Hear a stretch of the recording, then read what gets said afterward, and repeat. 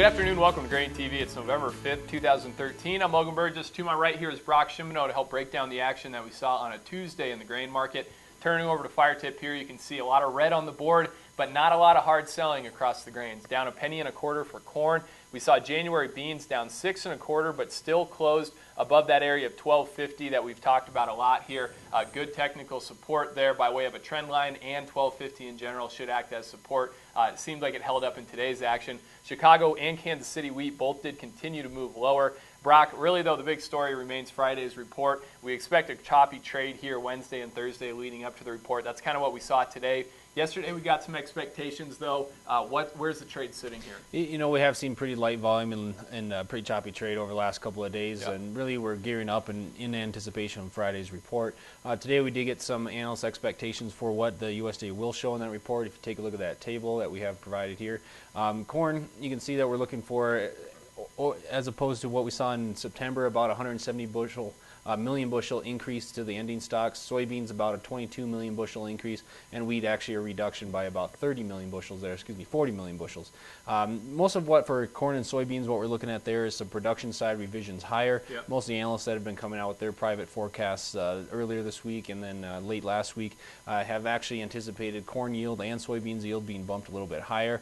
But counteracting that, we are going to see some harvested acres probably taken off the table as well. So we're going to have to see where that all pans out, and ultimately we're going to see it end up on the ending stocks here.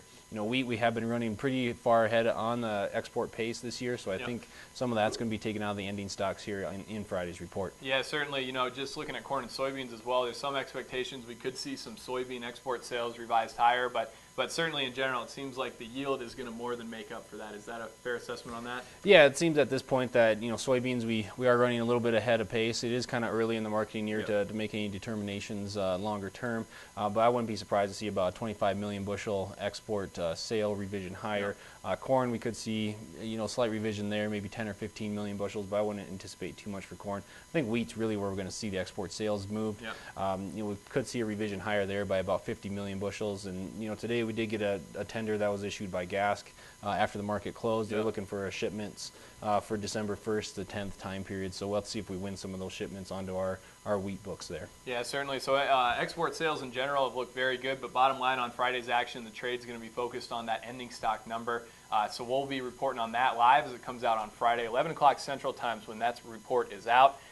We have been getting a lot of questions here in the office from producers thinking about moving some grain or removing some risk prior to Friday's report, and that's certainly not a bad idea based on what the trade's expecting. Today we did take a look at what the cash forward curve is telling us for corn and soybeans. Take a look here for soybeans. We still see a market that is paying producers a good premium through January to store beans. It's not as big as what we've seen here in the last several weeks, but as of yesterday, we see on average that January cash price sitting 7 cents above the spot November bid. Bottom line though, looking at this chart, you can tell that the cash price really starts to dissipate once you get into February, March, April, when the trade expects South American beans to really be entering the market. So if you're a soybean producer here looking at selling some new crop bushels here prior to Friday, really look closely at your local market in that November, December, January, particularly if you can get it to the river. We've seen very good premiums there. Corn remains a little bit of a different story here. Not a huge incentive here for producers to store grain.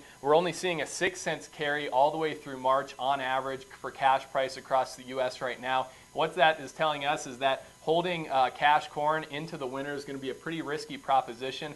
You'd need to be pretty darn bullish this corn market to hold through March with the cash price or with that cash premium only adding 6 cents for storage through March. So I guess the bottom line is right now for corn and soybeans, it seems like it might be a good opportunity to sell into the cash market before Friday's report if you're nervous about those numbers. And if you have any questions about making those cash sales, feel free to give us a call here at the office. Our number is 877-472-4607. Coming down the pipe here this week for grains, we got ethanol report out tomorrow. Thursday's export sales day as always, and then Friday is kind of the big show here. We got this November 8th USDA WISE report. We'll help keep you posted on expectations leading up to Friday. Thanks a lot for joining us, and we'll see you tomorrow.